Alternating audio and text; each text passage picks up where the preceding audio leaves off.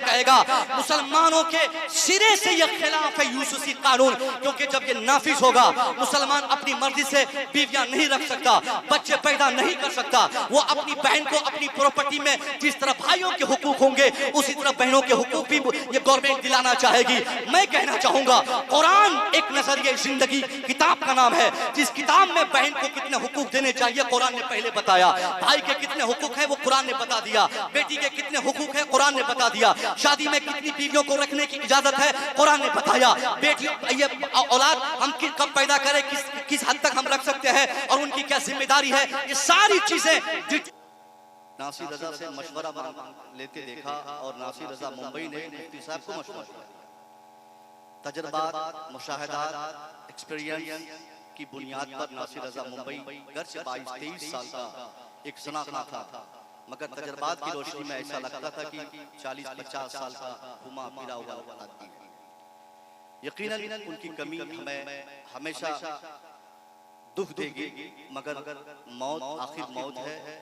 जब तक उनकी जिंदगी थी वो हमारे साथ थे।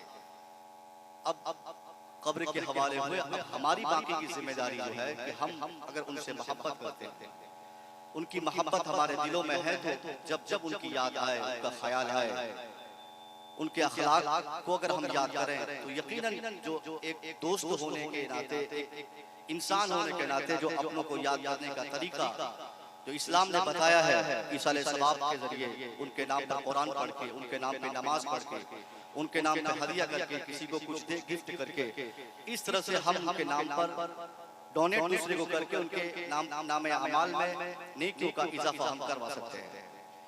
नासिर रजा मुंबई के नाम पर इतने लोग यहाँ पर जमा हुए हैं। इसी ग्राउंड में हर साल जलसे होते हैं, मगर अल्हम्दुलिल्लाह हर साल के जलसे कामयाब होते हैं।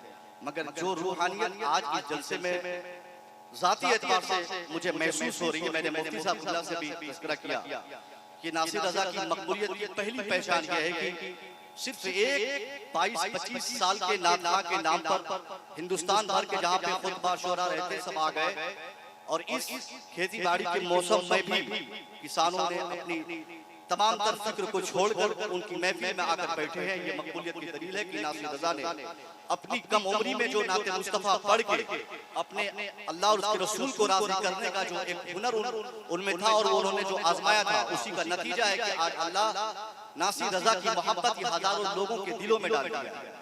मेरे बाद हिंदुस्तान का एक अजीम तरीन खतीब जिसे गाज़ी मिल्लत हम और आप कहते हैं, उनकी तकरीर हो रही है स्टेज पर।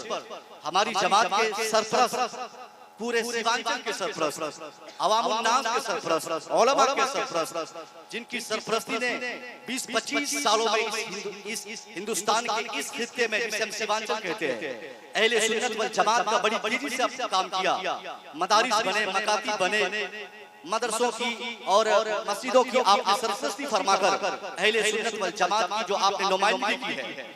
हुजूर मुफ्ती साहब क़िबला जब तक जिंदा है तब तक हम लोग इनका एतराफ, इनकी खिदमत का एतराफ करेंगे, और हजरत की वफात के बाद भी जब तक सीमांचल का एक आलिम भी इस पीरियड का बाकी रहेगा, उनको ख्याल होगा कि आज इस जमाने में, इस पुरफतन माहौल में, जब चौतरफा मुसलमानों के अकीदे और ईमान के ऊपर अटैक हो रहे हैं, बड़े बड़े जुब्बा दफ्तार वाले सीमांचल में आते हैं, जिनकी तकरीब का शोहरा, जिनकी ताकत, जिनकी दौलत, जिनके इल्म का शोहरा हिंदुस्तान भर में हो जाए, मगर मुफ्ती साहब क़िबला सीमांचल में बैठकर सीमांचल की हिफाजत के लिए अपनी ताकत, अपनी दानिशमंदी का जो इस्तेमाल किया है, यकीनन ये बहुत बड़ी बात है। बहुत कम आलिमों में ये जुर्रत होती है कि वो कौम से डट के उनकी खिदमत के लिए कौम से भिड़ जाए। दर्जनों ऐसी कब्र को मुफ्ती साहब क़िबला ने तोड़वाया है, कुदाली से, हथौड़े से, फावड़े से। आज हमको लोग कहते हैं कब्र कुचवा, ये इसलिए भी कह देते हैं क्योंकि हमारे लोगों ने इन सब चीजों में कहीं ना कहीं बदएहतियाती की है। मुफ्ती साहब को जब भी खबर होती कि यहाँ कोई कब्र कोई बना लिया, मजार है और उर्स कर रहा है, ऐसे मौके से बिना डरे, बिना खौफ किए दर्जनों मर्तबा मुफ्ती साहब अपने साथियों को लेकर ले जाकर उन कब्रों को तोड़कर मिसमार करके उसको बिल्कुल हमवार कर दिया, और आपने साबित किया कि अहले सुन्नत वल जमात के आलिमों में वो जुर्रत जुर्रत है, मुफ्ती साहब क़िबला ने उस जुर्रत के साथ इस सीमांचल की हिफाजत की है। यहाँ के मुसलमानों के ईमान और अकीदे की आपने मुहाफ़ज़त फरमाई है। अल्लाह मुफ्ती साहब क़िबला के फैजान से हम सबको माला माल फरमाए। मेरे पास वक्त बहुत कम है, मैं चंद ऐसी कीमती बातें आप तक पहुँचाना चाहता हूँ जिसकी आज के डेट में बहुत हद तक हमें जरूरत है। ये हर आने वाला दिन हमारे लिए, हम मुसलमानों के लिए बड़ा पुरफतन दिन आ रहा है। हर सुबह एक नई खबर लेकर, हर शाम एक नई मुसीबत लेकर हमारे लिए रोनमा होती है। ऐसे माहौल में मुसलमानों को बहुत ज्यादा सतर्कता और एहतियात के साथ अपनी जिंदगी गुजारने की जरूरत है। आज मुसलमान घर से बाहर तक जिस तरह बदएहतियाती का शिकार है, यकीनन ये कहा जाएगा अगर हम मुसलमान इसी तरह अपनी शरीयत से, अल्लाह के कानून से, नबी के फरमान से इसी तरह हम बगावत करते रहे तो जो हमारे दुश्मन अपनी तहरीक चलाकर हमें बर्बाद करने की कोशिश कर रहे हैं, आने वाले 2-4-5 साल के अंदर ये हिंदुस्तान रहेगा मगर हिंदुस्तान में मुसलमान भी रहेंगे। मुसलमान तो रहेंगे मगर मुसलमानों को आज कुर्बानी के लिए इजाजत लेनी पड़ती है। मुहर्रम के लिए उनको कहीं से जाकर इजाजत लेने की जरूरत पड़ती है, मगर 5 साल के बाद ऐसा लगता है कि हमको नमाज फजर के लिए, हमको नमाज जोहर के लिए, हमको नमाज असर के लिए, हमको नमाज मगरिब के लिए, हमको इशा के लिए, हमको जुमा और ईदैन के लिए भी किसी थाने का चक्कर काटना पड़ेगा। हमें इजाजत लेनी पड़ेगी कि साहब मैं नमाज पढ़ना चाहता हूँ, मैं रोजा रखना चाहता हूँ, मैं ईदैन अदा करना चाहता हूँ, मैं जुमा पाना चाहता हूँ। ये हालात इस मुकद्दस सरजमीन पर आखिर पैदा कैसे हुए? ये हिंदुस्तान बड़ा मुकद्दस है। दुनिया भर में हिंदुस्तान को कई जिहद से ऐसी फजीलत हासिल है जो दुनिया के दूसरे ममालिक को हासिल नहीं है। बावजूद इसके दुनिया भर में सबसे ज्यादा परेशानी के आलम में आज कोई मुल्क का मुसलमान है तो सिर्फ हिंदुस्तान का मुसलमान है। इसकी सबसे बुनियादी वजह और बड़ी वजह यही है कि हमने इस्लाम के कानून से, हमने इस्लाम के कानून को अपने घरों से निकाल कर अपने आप को एक आजादाना जिंदगी गुजारा। हमारी बेटी न कंट्रोल में, न हमारा बेटा कंट्रोल में, न हम खुद कंट्रोल में। पूरा समाज इस कदर फ्रीडम के नाम पर आज पूरा समाज बिल्कुल गड्ढे में फंसा जा रहा है। जब आप बाहर मार्केट जाते हैं ऐसा देखने को आता है कि मुसलमान की बच्ची है, मुसलमानों की बच्चों का लिबास, उनका किरदार, उनकी गुफ्तगू, उनका लिविंग स्टाइल, उनके चलने फिरने के तौर तरीके, ये सारी चीजें काफी उससे ज्यादा बदतरीन हो चुकी है। जिसकी एक बुनियादी वजह यह है कि जब मुसलमान अपनी शरीयत से बगावत करेगा उसके अंदर ईमानी जो रूह मौजूद है उस रूह में कमी आएगी और उस कमी की बुनियाद पर उसके दुश्मन को अल्लाह ताकत अता फरमाएगा।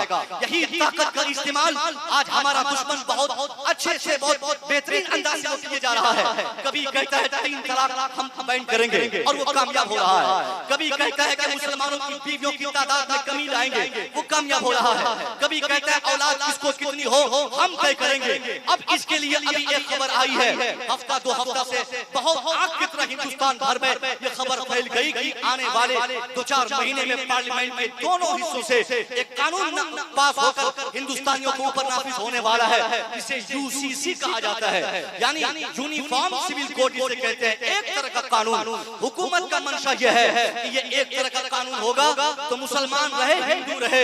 यहाँ पे हिंदुओं की बात मैं इसलिए कर रहा हूँ कि हिंदू भाई का नाम वो भी हुकूमत ले रही है, मगर सच्चाई है साहब, शादी हो, ब्याह हो, बचपना हो, जवानी हो, बुढ़ापा हो, रोजमर्रा की जिंदगी में जो कवानीन इस्लाम के हैं दुनिया के किसी मजहब में वो कानून नहीं है।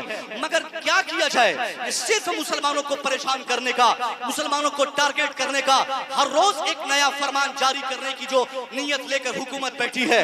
उनका मंशा क्या है कि मुसलमानों को यूसीसी कानून के अंडर लाकर उनके पास कितनी बीवियां होंगी मैं तय करूंगा, उनके पास कितने बच्चे होंगे मैं तय करूंगा। यानी आज हमारा नेता ये चाहता है कि मुसलमान शादी करे मेरी मर्जी से, बच्चा पैदा करे मेरी मर्जी से, इबादत करे मेरी मर्जी से। मैं पूछना चाहता हूँ इस माहौल में मुसलमान, आपको पता है कि आप धान 10 बीघा लगाते हैं, 15 बीघा में आप मकई लगा लेते हैं, सालाना इनकम आपके 15-20 लाख हो जाते हैं। मगर ये 15-20 लाख की इनकम करना, कमाई कर लेना, ये आपके लिए सबसे बड़ी कामयाबी की दलील नहीं है। आप कामयाब तब माने जाएंगे जब आप सियासी एतबार से मजबूत रहेंगे। आपकी जमात में अगर कोई मौलवी सियासी गुफ्तगू करे तो सबसे बड़ा दुश्मन आप होते हैं। आप कहते हैं मौलवी सियासत मत कर, सियासत करना मेरा काम, मुखिया बनना मेरा काम, सरपंच बनना मेरा काम, विधायक बनना मेरा काम, मंत्री बनना मेरा काम, मिनिस्टर बनना मेरा काम। अब यही तो हो रहा है, जिनको पेशाब करने का शऊर नहीं, जिसको अपनी बीवी को रखने का ढंग आज तक मालूम नहीं, वो भी आज हमारे गांव देहातों में तलाक का फैसला करने के लिए उसी सरपंच को बुलाया जाता है, तलाक दिलवाने के लिए सरपंच को बुलाया जाता है, खुला की महफिल में सरपंच को बुलाया जाता है। हाँ, कानूनी एतबार से एक सरपंच ऑथोराइज्ड है कि वो समाज में जो भी खराबियां हो उसको पंचायत में, पंचायती राज है इसलिए पंचायत में बैठकर उसका डिसीजन करे। मगर हमने क्या किया, उलमा को हमने फरामोश कर दिया, इनकी जरूरतों को हमने बिल्कुल लायानी समझकर अपने दिलों से, घरों से निकाल दिया।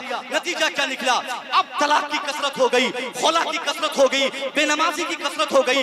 दीनदारी जो मुसलमानों में नजर आनी चाहिए, इस्लामिक मुआशरे से वो दीनदारी खत्म होती गई और जाहिल लोग हमारे समाज में नेता बन गए। मौलवी अगर नेतागिरी के लिए सामने आया तो उनकी जबान बंद करने के लिए 50 आदमी सामने आए। अभी बलियावी साहब किबला हमारी जमात के एक बड़े नेता है। आप में से अक्सर लोग सोचते होंगे कि अगर मौलाना है तो ये मंत्री क्यों बनना चाहता है, मौलाना है तो ये राज्यसभा का टिकट क्यों लेना चाहता है, मौलाना है तो इनको विधायकी क्यों चाहिए, मौलाना है तो ये क्यों लाल बत्ती गाड़ी में घूमता है। मैं कहना चाहूंगा यही तो है साहब, अगर हमारे उलमा 50 साल पहले से सियासत के बागडोर को संभाल लिए होते तो ये जो बेहुरमती हो रही है, ये शरीयत की पामाली हो रही है, शरीयत का मजाक जो उड़ाया जा रहा है, ये खत्म नहीं हो सकता। हमने ऐसे मंत्रियों को देखा है जिनको पेशाब करके पानी कैसे लेना है, नाम उनका मुसलमान की तरह है, काम उसका गैरों की तरह है, काम हिंदुआना, नाम मुसलमान की तरह, लेकिन है मुखिया। अगर मौलवी मुखिया का चुनाव लड़ना चाहे 50 आदमी मना करेंगे, हजरत आप लोग इस गंदगी में मत पड़िए।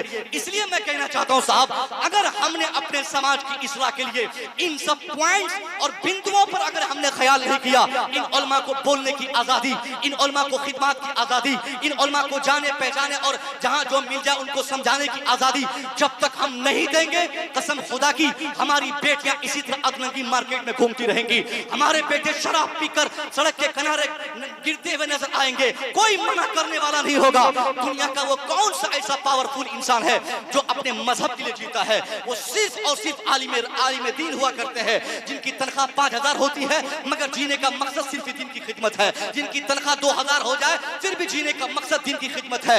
आप और हम अपने अपने मकसद की तकमील के लिए इस धरती पे जिंदा है, मगर अगर कोई पूरी दुनिया की सालिमियत के लिए जिंदा है वो जात उलमा की साथ है, वो जात खुतबा की साथ है, वो जात पीराने इज़ाम की साथ है। हम इनकी इज्जत करें और जब जिस महफिल से ये जो सियासी बातें हम तक पहुंचाए, चाहे यूसीसी का मैटर हो, हम इनसे समझने की कोशिश करें कि हजरत ये यूसीसी किस तरह से हमारे लिए खतरनाक है, इसके नुकसानात क्या है, इसके नताइज क्या मुरत्तब होंगे, मुसलमान किस हद तक इससे परेशान हो सकता है, मुसलमानों का कानून किस कदर इस्लामिक कानून डैमेज हो सकता है।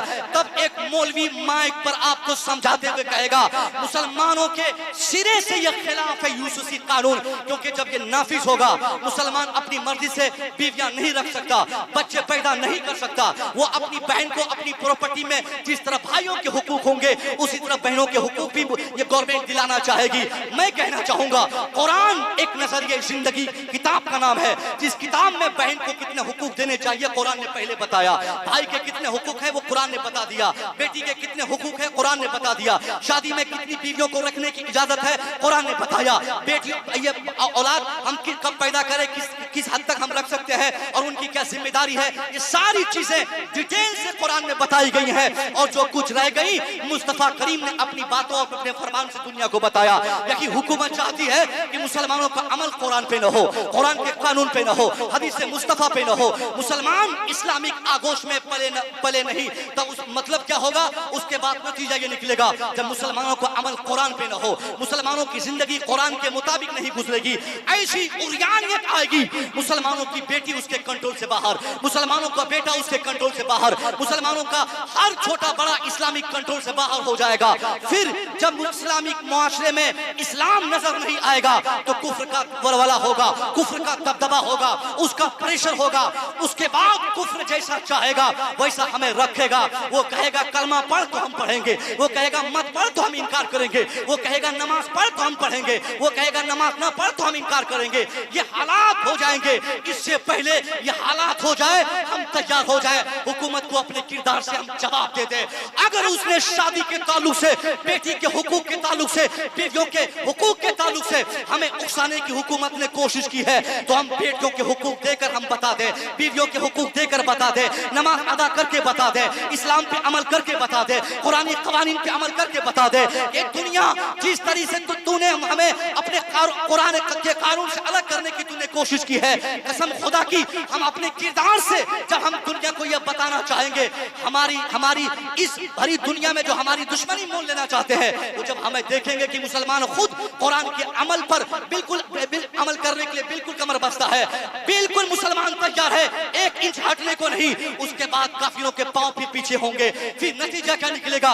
मुसलमान और मुसलमान के बच्चे, मुसलमान और मुसलमानों की बेटियां, मुसलमान और मुसलमानों की बीवियां, सब लोग अपने किरदार से मुसलमान नजर आएंगे। अल्लाह की कसम यही कमियां होती हैं जो हमारी बेटियां कंट्रोल से बाहर चली जाती है, हमारी बीवियां कंट्रोल से बाहर चली जाती है। हमको इस्लाम सीखना है, हमको अपने बच्चों को इस्लाम सिखाना है। जो लोग अपने बेटे और बेटियों को इस्लाम नहीं सिखा पाते, उन्हीं के बच्चे इस्लाम से दिलचस्पी नहीं रखते, और जब मन होता है अपना घर छोड़कर, अपना दर छोड़कर, अपना शोहर छोड़कर, अपना बच्चा छोड़कर, अपनी औलाद छोड़कर, अपना मुल्क छोड़कर, वो लोग जहां चाहे मोहब्बत के नाम पे, प्यार के नाम पे, ईमान का खून, अकीदे का खून, मुल्क के कानून का खून करके दूसरे मुल्क में भाग जाते हैं। ये क्या हुआ? आज से 1 हफ्ता पहले की खबर आपने पढ़ी होगी, लगातार सोशल मीडिया और स्ट्रीम मीडिया में सारी खबरें आ रही है। एक सीमा भाग गई, हिंदुस्तान आ गई, चंद लोग उनके लिए इस्तकबाल के लिए खड़े हैं कि भाभी जी पाकिस्तान से आई, स्वागत करो, भाभी जी पाकिस्तान से आई, स्वागत करो।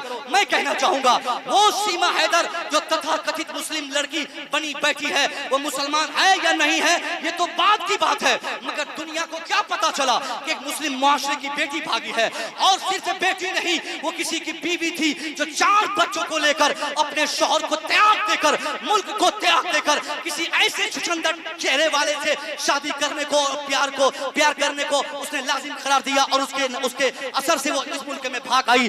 यही होगा आज एक सीमा अपना मुल्क लांघकर वो दूसरे मुल्क में आकर किसी से शादी करने को वो ऐलान कर गई कि मैं इसी से शादी करूंगी। आने वाले 2-4-10 सालों में हर घर की बेटी सीमा बन जाएगी, अगर हमने अपनी बेटियों को, अपनी बीवियों को इस्लाम नहीं सिखाया। जैसे हमारी बीवी घर से बाहर जाए उसकी वाजिब वजह हम पूछे, ए मेरी बीवी, ईद के मौके पे कपड़ा मैं देता हूँ, तेरे लिए ज़ेवरात मैं देता हूँ, तेरे लिए खाने पीने का इंतजाम मैं करता हूँ, तेरे सुख के लिए, तेरे चैन के लिए मैं बिहार छोड़कर दिल्ली जाता हूँ, पंजाब जाता हूँ, मैं हरियाणा में करता हूँ। 5-5 साल तक अनथक मेहनत कोशिश करने के बाद तब जाकर मैं 2-4-10 हजार रुपया का इंतजाम करता हूँ। मगर तुम कौन होती हो? दवाई के नाम पे घर छोड़ने वाली, कपड़े खरीदने के नाम पे घर छोड़ने वाली, मार्केटिंग करने वाली। आज अगर आपने नहीं मना किया, खुदा की कसम, ये जो कस्बा मार्केट में शनिचर और मंगल के दिन जो मार्केटिंग होती है, उस दिन क्या आप देखते हैं? मार्केट में अगर 5-10% मर्द मिलते हैं तो ठीक है, वरना सारी औरतें हैं। ये कौन औरतें घूमती है जिनके शौहर घर में पंखे की हवा खा रहे हैं, मगर बीवी उसकी मार्केटिंग कर रही है। आज बीवी मार्केटिंग आई है, मार्केट आई है मार्केटिंग के लिए, मगर कल हम देखेंगे हमारे गैबाने में, हमारी जबान में भी वो ताकत नहीं रहेगी। अगर हमको मालूम हो जाए हमारी बीवी हमारे सामने भागे, हमारे गैबाने भागे, मगर हम उसे रोक नहीं पाएंगे। अल्लाह की कसम, हम अपनी बीवी को कंट्रोल करें, उनको इस्लाम सिखाए कि मेरी बीवी, तुम गरीब की बीवी जरूर हो, तुम गरीब की बीवी जरूर हो, मगर मेरी किस्मत में तुम ही थी, इसलिए तुमसे जो मेरी मोहब्बत है और जो तुम मुझसे मोहब्बत करती हो, यही दुनिया और आखिरत की मोहब्बत है। एक शौहर अपनी बीवी की मोहब्बत में शर्मसार होकर उनके लिए जीने मरने की कसम खाकर इस्लामिक तौर तरीके से अपनी बीवी का जब सच्चा आशिक बनेगा, उसकी बीवी देखेगी कि ये मेरा शौहर जो मेरे लिए घर छोड़ता है कमाने के लिए, मेरी खुशी के लिए बेचैन रहता है। अब इस शौहर को छोड़कर दुनिया का कोई सलमान खान भी आ जाए तो इस गरीब शौहर के चेहरे को देखते ही वो सलमान को मैं तैयार देकर इसी गरीब शौहर के घर को मैं हमेशा की जिंदगी बना लूंगी। ये जब हम अपनी बीवी को मोहब्बत का पैगाम देंगे, बीवी से मोहब्बत करेंगे तब। और बीवी को लटकाने वाला, बीवी को गाली देने वाला, बीवी को नौकर समझने वाला, बीवी को पीटने वाला, बीवी को भगाने वाला, बगल में थाना है, आप जाके अध्यक्ष जी से एक डायरी चेक कर लीजिएगा। अगर उसमें महीने के 100 कंप्लेंट्स होते हैं तो 100 में से 50 से ज्यादा ऐसे कंप्लेंट है जहां बेटियों को प्रताड़ित किया जाता है, बीवियों को प्रताड़ित किया जाता है। 5 साल हो जाते, 1 रुपया देने वाला शौहर नहीं उसको। अब 5 साल तक जो आदमी अपनी बीवी को त्याग देकर दूसरे की बहू बेटियों को देखेगा और बीवी और बच्चों को ऐसे आजाद छोड़ देगा, उसकी बीवी 1-2 देश क्या, वो चाहेगी तो 7 समंदर से भी ज्यादा दूरी मसाफत तय करनी हो तो भाग कर कहीं शादी करेगी। बीवी को छोड़ना नहीं है, बीवी से एक सच्चा रब्त रखना है, एक ऐसी मोहब्बत पैदा करनी है। इस्लाम हमें सिखाता है माओ की मोहब्बत में हमें जीना है, मगर माँ के मोहब्बत के चक्कर में अगर बीवी नाराज हो जाए तो जिस माँ के कदमों के नीचे अल्लाह ने अपनी जन्नत बताई है, मुस्तफा करीम का ऐलान है कि ये माओ के नीचे अल्लाह की जन्नत है, तो उसी बीवी की नाराजगी में माँ राजी भी रहे तब भी अल्लाह 100% हमसे राजी नहीं होगा। क्योंकि एक फर्द घर का तो हमसे नाराज है, घर की एक जिम्मेदार औरत हमसे नाराज है। इसलिए साहब हम अपनी बीवियों के हुकूक की अदायगी करें, वरना ये जो हमारी हुकूमत को आज ये हिम्मत हुई है बीवियों के ताल्लुक से जो जागरूकता अभियान चला रही है, ये ऐसा क्यों हो रहा है? क्योंकि हम मुसलमानों ने अपनी बीवियों को कहीं का नहीं छोड़ा। आज हिंदुस्तान भर की बीवियां पिट रही है, मार खा रही है, बिला वजह उनको तकलीफ दी जा रही है। कुछ तकलीफें तो शौहर खुद दे देते, बाकी की बची हुई तकलीफें सास देती है, ससुर देते हैं, देवर देते हैं। ये सब लोग मिलकर एक बीवी की जिंदगी को ससुराल में जहन्नम का एक हिस्सा बना देते हैं, जिसकी वजह से एक नतीजा क्या निकलता है? अब वो बीवी अपने घर को जब जहन्नम समझेगी तो आजादी के लिए घर से बाहर जाएगी, जहां चाहेगा चेहरा काला करवाएगी, जहां चाहेगी वो भाग जाएगी। इसलिए साहब बड़ा खतरनाक माहौल आ चुका है। हमारी जिम्मेदारी है हम कुरानी आयत के मुताबिक हमारे ऊपर जो फरमान नाफिज किए गए हैं उस आधार पर हम जिंदगी गुजारे और अपने अमल से दुनिया को बताएं कि हम इस कदर अमल के एतबार से कमजोर नहीं हैं कि दुनिया जो कानून चाहे हमारे ऊपर नाफिज कर दे। अरे तेरा काम है कानून बनाना, कानून बना, अमल करना तो मेरा काम है। यूसीसी रहे, पीसीसी रहे, उससे कोई मतलब नहीं। मुसलमान उसी कानून पे अमल करेगा जिस कानून की स्थापना आज से 1400 साल पहले कुरान के जरिए की गई थी, जिसकी बुनियाद डाली गई थी। कुरान ने जितनी बीवियों को रखने की इजाजत दी है मुसलमान उतनी ही रखेगा, मगर मोहब्बत से रखेगा। कुरान ने जिस कदर औलाद के हुकूक हमारे ऊपर नाफिज किए हैं उसी हुकूक की अदायगी हम करेंगे। अल्लाह की कसम, जिस दिन हम अमली एतबार से पूरी दुनिया को ये बता गए कि हम कुरान के एतबार से जिंदगी गुजारेंगे, किसी को ये ताकत न होगी कि कुरान के कानून से छेड़छाड़ करे। ये तो जाहिल लोग हैं साहब, इनको पढ़ाई से कोई मतलब नहीं, इनको एजुकेशन से मतलब नहीं, इनको नॉलेज से मतलब नहीं। बस किसी ने कह दिया कि यूसीसी कानून के निफाज के बाद हिंदुस्तान के हालात बेहतर हो जाएंगे, यहाँ शांति आएगी, यहाँ सब लोग मुतमईन हो जाएंगे, हिंदुस्तान तरक्की करेगा। ये झूठा वादा करके और झूठी बात मीडिया में आके लोगों को बताकर वरगलाने की ये हुकूमत कोशिश कर रही है, मगर सच्चाई क्या है? यूसीसी कानून से इस हिंदुस्तान में, जिस हिंदुस्तान में न जाने कितने खुदाओं को माना जाता है, जिस हिंदुस्तान में गाय को, बछड़े को, पेशाब को, पखाना को, सांप को, बंदर को, आदमी को, चुचंदर को, आसमान को, पानी को, ये सूरज को, जहां लातादाद खुदाओं को मानने वाले लोग जिस हिंदुस्तान में रहते हो, उस हिंदुस्तान में भला किसी प्रधानमंत्री के चाहने पर कोई शादी करेगा? किसी प्रधानमंत्री के चाहने पर अपनी बीवी से मोहब्बत करेगा? प्रधानमंत्री के इशारे पर बच्चे पैदा करेगा? नहीं हो सकता। ये कानून सक्सेस नहीं हो पाएगा। ये कानून बनाना है, ये बना ले, मगर अमल करना हमारा काम है। हाँ, एक आखिरी पैगाम मीडिया के जरिए हम हुकूमत को जरूर देंगे। अगर यूनिफॉर्म सिविल कोड लाने की अगर किसी की मंशा और किसी का इरादा है तो ये दुनियावी यूनिफॉर्म न लाए, अगर लाना है तो कुरानी यूनिफॉर्म नाफिज करे। कुरान ने जो 1400 साल पहले इंसानियत के बचाव के लिए जिस यूनिफॉर्म की कुरान ने बात की है, उस कानून को अगर हिंदुस्तान में हम नाफिज करेंगे तो 100% हम कह सकते हैं हमारे हिंदुस्तान में शांति आएगी, हिंदुस्तान के हर वर्ग के लोगों को तरक्की हो जाएगी और कहीं से कोई दिक्कत नहीं होगी। और ये बात सिर्फ हम लोग ऐसे नहीं बोलते हैं, हिंदुस्तान से 7,500 किलोमीटर दूर बैठा हुआ एक बहुत बड़ा दानिश्वर, एक बहुत बड़ा कलमकार, एक बहुत बड़ा बादशाह जिसे हम नेपोलियन कहते हैं। नेपोलियन 60,000 फौज के दस्ते का तनहा मालिक, 60,000 लोग जिनके पीछे अपनी जान देने को हमेशा तैयार रहते, उस नेता या उस पढ़े लिखे लीडर का नाम नेपोलियन है। यहाँ तो जाहिल लोगों को हुकूमत मिल जाती है, जो 5 क्लास पास है है वो शिक्षा मंत्री बन जाते हैं, जो 10 क्लास पास है वो मुख्यमंत्री बन जाते हैं, और जो 1 क्लास भी पास नहीं हो वो प्रधानमंत्री बन जाते हैं। यहाँ एजुकेशन की कद्र नहीं। मगर फ्रांस का नेपोलियन कितना पढ़ा लिखा शख्स है, इसी उनको भी इस्लाम से दुश्मनी हो गई। कई रातें सोचता रहा कि इस्लाम को तबाह करेंगे, इस्लाम बर्बाद करेंगे, कुरान को हम हटाएंगे, कुरानी कवानीन पे अमल किसी को करने नहीं देंगे। कई रात गुजारने के बाद एक रात तन्हाई में नेपोलियन सोचता है कि जिस कुरान को हम मिटाना चाहते हैं, जरा उस कुरान को पढ़ तो ले कि वो कुरान कहता क्या है, वो कुरान बताता क्या है, वो कुरान देता क्या है, वो कुरान सिखाता क्या है। What has been given by that Quran, उस कुरान के जरिए दुनिया को क्या दिया गया है। इस इरादे की तकमील के लिए नेपोलियन ने अपने लोगों से कहा कि जरा मुझे कुरान तो बताओ कि किधर है। चंद इंग्लिश अनुवाद के नुस्खे नेपोलियन के मुताले के मेज पर रखे गए। नेपोलियन सुबह से शाम तक पढ़ना शुरू किया, फिर शाम से सुबह तक पढ़ना शुरू किया। तो 4 दिन कुरान अजीम का डीपली जब स्टडी किया, अभी पूरा कुरान नहीं पढ़ा है, अभी मुकम्मल कुरान खत्म नहीं किया है। 1-2 पारे पढ़ने के बाद वो नेपोलियन जो कई महीने से सोचता था कि इस्लाम को मिटा के रहेंगे, कुरान को मिटा के रहेंगे, मुसलमानों का वजूद खत्म करके रहेंगे, अब उस नेपोलियन की सारी दुश्मनी धरी की धरी रह गई। अपना कलम उठाता है, अब दुश्मनी के लिए नहीं बल्कि इस्लाम की मोहब्बत में लिखना चाहता है।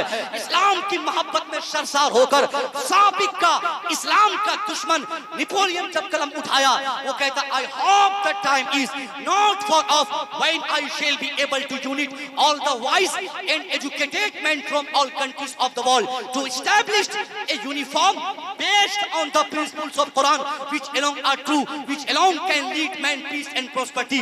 अल्लाह की कसम, ये जाहिलों को हमने नेता बना दिया है, इसलिए इनको कुरान समझ में नहीं आता, इस्लाम समझ में नहीं आता, इस्लाम के कवानीन समझ में नहीं आते। मगर इसी दुनिया के एक बड़े पढ़े लिखे नेता का नाम नेपोलियन है। नेपोलियन ने क्या कहा, ए दुनिया वालों, आई hope the time is not far of, मेरी आशा है कि बहुत जल्द भी दुनिया में एक ऐसा वक्त आने वाला है, बहुत जल्द ऐसा वक्त आ जाए when I shall be able, जब मैं इस काबिल बन जाऊं, किस काबिल, to unite all the wise and educated men from all countries of the world। वो कहता है जब मैं इस काबिल बन जाऊं, किस काबिल, कि सारी दुनिया की समस्याओं से लड़ने के लिए पूरी दुनिया के लिए एक कानून बनाया जाए।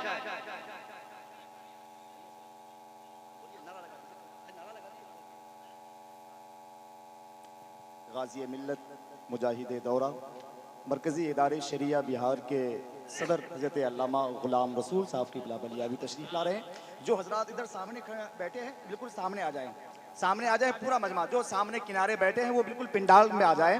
अब हिंदुस्तान के गाज़ी दौरा अल्हम्दुलिल्लाह हुजूर गाज़ी मिल्लत की आमद हो रही है, पूरा मजमा इस्तकबाल कीजिए। नारे तकबीर, ऊंची आवाज में नारे तकबीर, नारे तकबीर, नारे रिसालत, नारे रिसालत, नारे रिसालत। गाज़ी मिल्लत, आमदे हुजूर गाज़ी मिल्लत, अमानते हुजूर रईसुल कलम अल्लामा गुलाम रसूल बलियावी, अल्लामा गुलाम रसूल बलियावी, अल्लामा गुलाम रसूल बलियावी। नारे तकबीर, नारे रिसालत।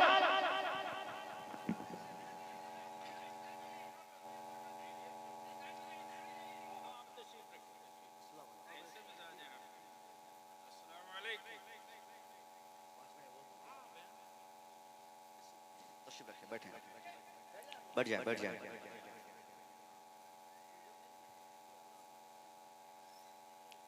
आप लोग देख रहे हैं कि इस वक्त जमाते अहले सुन्नत के कायद, हमारे असलाफ की अमानतों के अमीन जिसे कहा जाता है, हज़रत अल्लामा बलियावी साहब खिला इस वक्त हिंदुस्तान भर में मुसलमानों पर किए हुए हमले का अगर जवाब कोई तलाश करे तो जवाब की सूरत में एक ही शख्सियत सरे फेरिस्त हमें नजर आती है, जिसका नाम अल्लामा बलियावी साहब है। नेता तो सब लोग हैं साहब, मगर जो वाकई कौम के लिए नेतागिरी करते हैं उसी नेता का नाम गाज़ी मिल्लत है। हमने एक महफिल में कहा था, इनके गैबाने में आज से 10 दिन पहले मुजफ्फरपुर में बहुत भीड़ थी, ये जहेज़ के ताल्लुक से गुफ्तगू हो रही थी। मैंने कहा था कि बलियावी साहब क़िबला ने बड़ा अच्छा पैगाम कौम को दिया है पिछले दिनों और आगे भी देंगे। तो एक चिढ़ने वाले हर जगह मिलते, उसने कहा, तो मैं गुस्से में आके कहा उनसे कि न तो तेरा एहसान है बलियावी साहब पर, न तो तेरे वाली साहब का एहसान है बलियावी साहब पर। इस महफिल में बैठे हुए कोई एक शख्स बता दे कि हमारे वोट से या हमारे सपोर्ट से या हमारे नारे से बलियावी साहब का कोई फायदा कभी हुआ हो? या आपके वो नेता झोला छाप नेता नहीं जो गांव समाज में पांव दाब दाब के आपका वोट मांगते हैं। बलियावी साहब को अल्लाह ने जो अजमत दी या जो मकबूलियत दी है, ये इनकी मेहनत और बुजुर्गों के असलाफ की खिदमत की बुनियाद पर ये फजल इनको मिला है। और ये बगैर किसी की मदद लिए सबकी मदद आप कर रहे हैं। यकीनन ऐसे नेता और ऐसे लीडर, ऐसे आलिम की हर वक्त हमें जरूरत है। मैं क्या कह रहा था, यूसीसी कानून नाफिज करने के चक्कर में आज पूरा हिंदुस्तान का माहौल गर्म होता जा रहा है। हर जबान बोल पड़ी है। कोई अपनी राय रखते हुए कहता है कि हाँ हाँ ये सही कानून है, कोई कहता है कि नहीं ये गलत है। एक उत्तर प्रदेश की महिला नेता क्या कह गई आज से 10 दिन पहले, वो कही कि हाँ ये कानून ठीक है मगर तरीका ठीक नहीं है। यानी दबे लफ्जों में हम मुसलमानों के अलावा सब लोग चाहते हैं ये कानून जल्द नाफिज हो जाए। अगर इस तरह का कानून नाफिज करने का किसी की मंशा या किसी का शौक है तो सिर्फ एक ही तरीका है हिंदुस्तान भर को शांति करने का। जो नेपोलियन ने कहा, मैंने क्या कहा, नेपोलियन कहता I hope the time is not far of when I shall be able to unite all the wise and educated men from all countries of the world। Napoleon कहता है दुनिया वालों, मेरी तमन्ना क्या चल पड़ी है कि मैं चाहता हूं कि पूरी दुनिया से पढ़े लिखे लोगों को बिठाकर पूरी दुनिया से एक मशवरा लूं और पढ़े लिखे लोगों से मशवरा लूं, जाहिलों से मशवरा लेने की जरूरत नहीं। नेपोलियन पहले ही बता दिया, एक जमाना ऐसा आएगा जब जाहिल लोग कुर्सी पर बैठेंगे, हुकूमत वही करेंगे। इसलिए न रात का पता होगा न सुबह की उन्हें खबर होगी कब रात हुई, कब पैसा बंद करना चाहिए, कब लॉकडाउन लगना चाहिए, कब कौन सा कानून नाफिज करना चाहिए। जब जाहिलों के हाथ में हुकूमत होगी तो बगैर सोचे समझे वो कभी नोट बंद करेगा, कभी लॉकडाउन करेगा, कभी कोई रात के अंधेरे में कोई फरमान जारी करेगा। वही नेपोलियन कहा कि मेरी तमन्ना है कि जाहिलों को नहीं बल्कि पूरी दुनिया से पढ़े लिखे लोगों को लेकर एक जगह में बैठ जाऊं। और बैठने का मकसद क्या है? नेपोलियन कहता है to establish a uniform based on the principles of Quran. वो कहता है कि पूरी दुनिया में मैं चाहता हूं कि एक ऐसा कानून नाफिज हो। नेपोलियन बताना चाहा कि आज दुनिया भर में जो हालात है, दुनिया में हर आदमी एक दूसरे का दुश्मन नजर आ रहा है। हर समाज में दुश्मनी की आग भड़क उठी है, मुल्क के एतबार से, राज्य और स्टेट के एतबार से, गांव और समाज के एतबार से, यहां तक के घर में भाई भाई में दुश्मनी है। नेपोलियन कहना चाहा, ए दुनिया वालों, ये पूरी दुनिया में जो नफरत की आग लगी हुई है, इस नफरत की आग की बुनियादी वजह यही है कि पूरी दुनिया में बहैसियत इंसान पूरी दुनिया में एक ही है। इंसान चाहे हिंदुस्तान में रहे या पाकिस्तान में हो या इंडोनेशिया में हो या अफ्रीका में हो या अमेरिका के व्हाइट हाउस में हो, इंसान होने की हैसियत से सब लोग बराबर है। मगर पूरी दुनिया में कानून एक नहीं है। हिंदुस्तान में रहने वालों के लिए अलग कानून, पाकिस्तान के वासियों के लिए अलग कानून, नेपाली के लिए अलग संविधान। यानी वो बताना चाहा कि पूरी दुनिया में जो आज लड़ाई हो रही है, चाहे चाइना और अमेरिका की लड़ाई हो, जापान और फ्रांस की लड़ाई हो, हिंदुस्तान और पाकिस्तान की नफरतें हो, चाहे कुछ भी पूरी दुनिया में हो, इन सारी चीजों की बुनियादी वजह यह है कि इंसान होने के नाते पूरी दुनिया में सब लोग समान और बराबर है। मगर कानून एक नहीं। हिंदुस्तान का कानून कुछ अलग कहता है, पाकिस्तान का ज़ाब्ता कुछ अलग कहता है, अमेरिका का सिविलाइजेशन कुछ अलग कानून नाफिज करता है। यानी हर मुल्क का अलग अलग संविधान, अलग अलग ज़ाब्ता जिंदगी, अलग अलग सिविलाइजेशन जो है, यही झगड़े की बुनियादी वजह है। उसने क्या कहा, तुम अगर मेरी बात मानना चाहते हो तो मैं चाहता हूं कि पूरी दुनिया के कवानीन को एक जगह रख दो या उसको मिटा दो और पूरी दुनिया में शांति लाने के लिए एक ऐसा कानून बनाओ, एक ऐसा संविधान बनाओ जो वाकई पूरी दुनिया में मानवता के लिए काफी हो, पूरी दुनिया में इंसानियत के लिए काफी हो। और वो कानून कौन सा हो? वो कहता है to establish uniform based on the principles of Quran. वो कहना चाहा, ए दुनिया वालों, दुनिया में शांति तब आएगी, तरक्की तब आएगी, दुनिया में खुशहाली तब आएगी जब दुनिया भर के तमाम संवैधानिक किताबों को अलग करके पूरी दुनिया में शांति के लिए एक ऐसा कानून बनाया जाए जो कानून दुनिया के किसी कानूनी किताब से मैच नहीं करता हो। न तो हिंदुस्तानी संविधान से मैच करे, न तो पाकिस्तानी ज़ाब्ते से मैच करे, न तो किसी लीडर की बातों से मैच करे, न तो वो गांधी की फिक्र के आधार पे हो, न तो यजुर्वेद के आधार पे हो, न सामवेद के आधार पे हो, न दूसरे मजहबी किताब के आधार पे हो। हाँ, अगर वो कानून किसी एक किताब के आधार पे हो तो वो किताब कोई और नहीं, based on the principles of Quran. वो हो तो सिर्फ कुरान के कानून के आधार पे हो, दुनिया में शांति आ जाएगी। बहुत उम्दा। अल्लाहु अकबर, माशाअल्लाह, माशाअल्लाह, जिंदाबाद जिंदाबाद जिंदाबाद। पढ़ा लिखा नेता लीडर ये कह गया कि दुनिया भर में शांति के लिए कुरानी कवानीन की जरूरत है, और ये बोलता है कि साहब हम फैसला करेंगे कि तेरे पास कितनी बीवी होनी चाहिए, हम डिसाइड करेंगे तेरे पास बच्चे कितने होने चाहिए। ये पागलपन है कि नहीं है? हिंदुस्तान में ऐसा मुमकिन ही नहीं है। ये अलग पागलपन उनके दिमाग में बसा है, तो उनको जो करना है करने दिया जाए। हम मुसलमानों को जिस हैसियत से अपने मजहब के कवानीन पर अपने मुल्क के साथ वफादारी करते हुए अमल करना है, और अमल करके पूरी दुनिया को अमल की हमें दावत देनी है। मैं अक्सर कहा करता हूँ, किसी दुश्मन से लड़ाई की जरूरत इस जमाने में नहीं। हम तलवार लाठी भाले बंदूक बम से किसी को अपनी बात नहीं मनवाएंगे। अगर हम चाहते हैं कि सामने वाला हमारी बात माने, तो इसके लिए एक ही तरीका है, वो अमल का तरीका है। हम अमल से कुरानी इंसान बन जाए, दुनिया हमें देखेगी, वो भी इस्लाम कबूल करने पर राजी हो जाएगी। मैं दुआ करूंगा मौला तबारक तआला हमारी इस मुख्तसर तरीन गुफ्तगू में जो गलती हुई उसे माफ करते हुए, जो सही बातें हमने कही, इन तमाम बातों पर हम सबको अमल की अल्लाह तौफीक अता फरमाए। अस्सलाम वालेकुम।